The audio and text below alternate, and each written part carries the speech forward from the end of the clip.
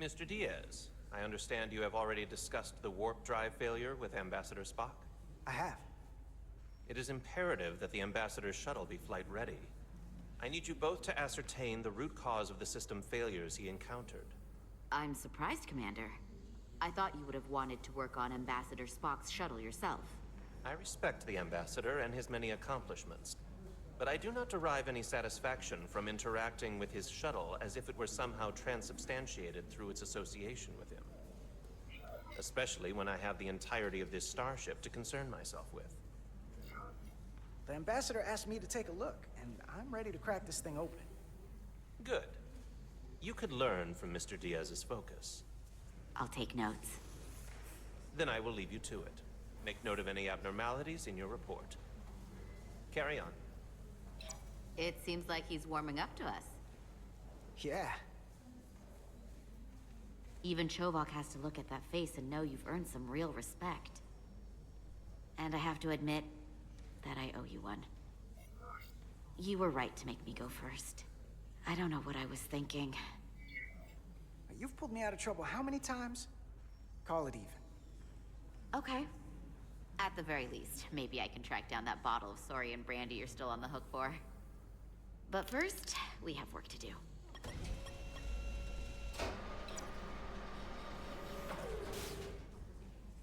Ready to go? All set. Let's run the diagnostic.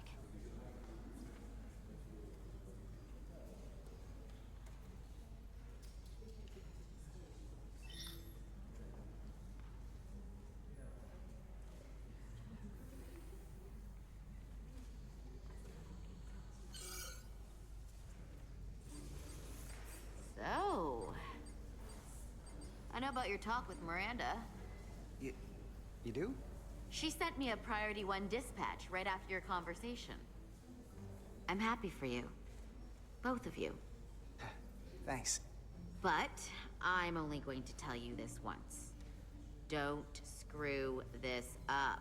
Because I would be very unhappy if you tried this out and then, I don't know, 6 weeks or 6 days later, I have to start splitting holidays between the two of you. All because things went south and you're not on speaking terms. Are you upset? Not on your life, Diaz. But you need to be careful. I like my friends and I like our group. I don't want to lose that.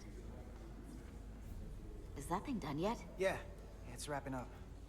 Let's see. The relays along the primary EPS are blown. The backup relays are all intact. An EPS overload from the warp drive could cause that. But how did the shuttle end up dead in the water? Huh.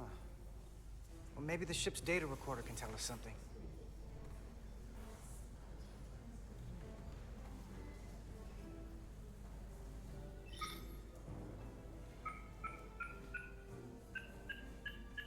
Here.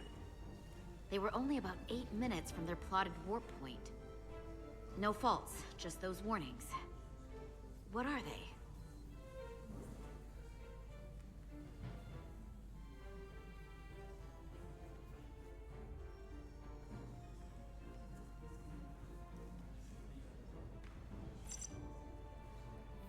There was a complete warp cascade failure. Wow. They're lucky the shuttle didn't turn inside out. Makes me think the computer panicked on the warp field equation.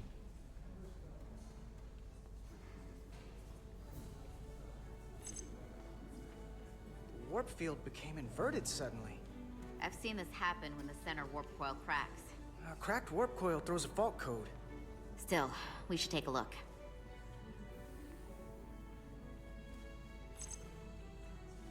Subspace variance out of tolerance. What does that mean? It means the main navigation array lost sight of space somehow. Will the array going offline cause that? Yes, but it should have also thrown a fault code. Any one of these failures should have thrown a fault. If it was caused by a system failure. None of this caused the relays to blow. Roll forward to when that happened. Yes, ma'am.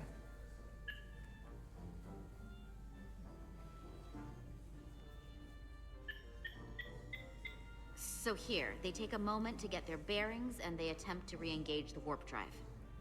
There. That's the relays blowing. And look, there's another warp system alert. They're all the same. Subspace variants out of tolerance, or warp inversions. Finally, there's a complete warp cascade failure. Then it's one of two things. Either a warp coil is cracked, or the navigation array is offline. That makes sense. Divide and conquer. You want to check the warp coils or the navigation array? I'll check the other. Let's not overcomplicate this. One of these systems is likely broken. I'll check the nacelles for a cracked coil.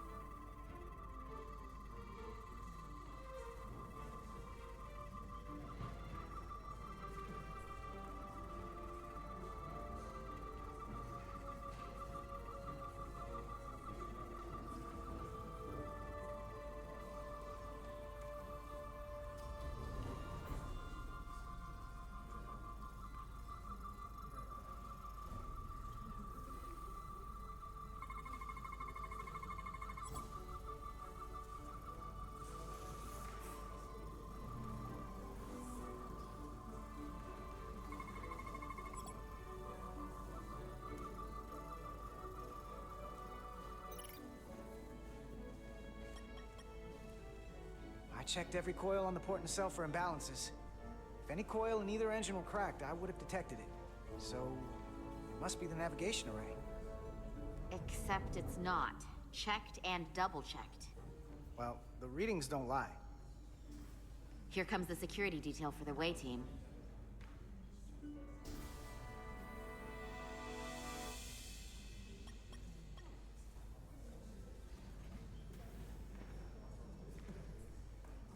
Hey. I'm not here.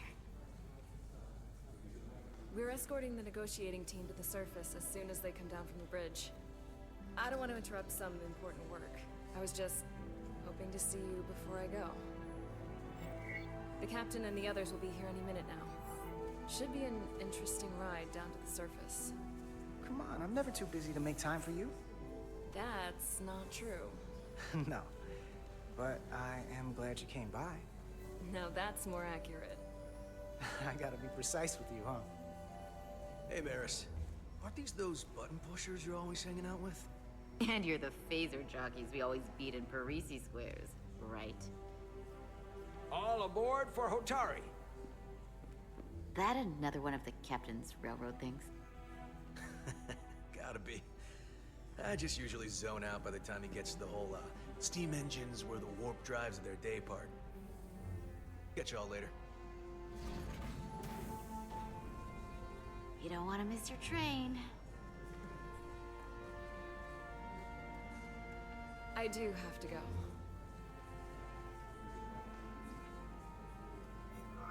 Not gonna lie, I'd rather not leave right now. More important things on my mind.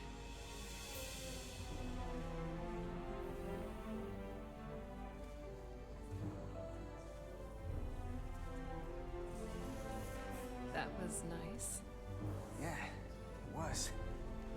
Save some of that for when I get back. We've got a deal.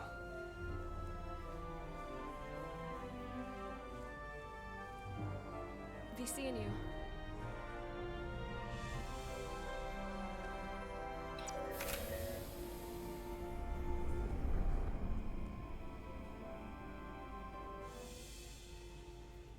Etzelarda Diaz.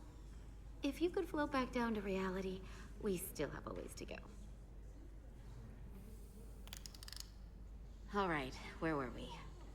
So, the warp coils in the navigation array are fine, but the nav computer doesn't seem to think so. I'm out of ideas short of field stripping the shuttle from bow to stern.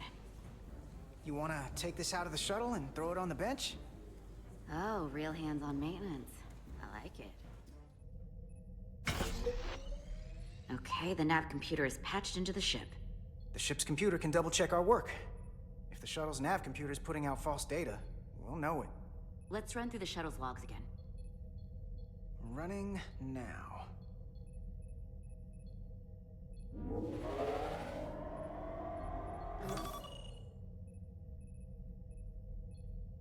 Same. Warp field inversion and a cascade failure. However, the Resolute computer doesn't show the same subspace variance. We're in the same conditions that the shuttle was in when it failed. Why wouldn't the ship's computer get a matching result? What if the subspace variance was a momentary occurrence? That's a possibility, and it would explain why the simulation under our current sensor readings failed to reproduce the issue. But a subspace anomaly strong enough to cause a warp field collapse would leave graviton ripples for days. Let's run with the momentary subspace variance theory for now. Roll forward to the shuttle's attempt to re-engage the warp drive. We need the conditions of space around the shuttle at the moment of warp failure. Resuming simulation.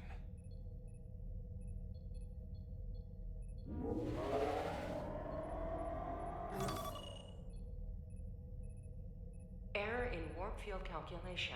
Cochrane formula variables are out of range. That right there. Take the shuttle sensor data from that moment. Computer, why did the warp field calculation fail? Warp field pressure returned non-orthogonal. Results are undefined. That doesn't help. Wait, what if we use a different ship? Put the Resolute into the simulation instead of the shuttle. Yeah, it should warp just fine. Unless... Computer, run the simulation with the Resolute. Resolute simulated. Computer, give me manual control on the warp power. Static field intensity, warp 1.1. 1.2.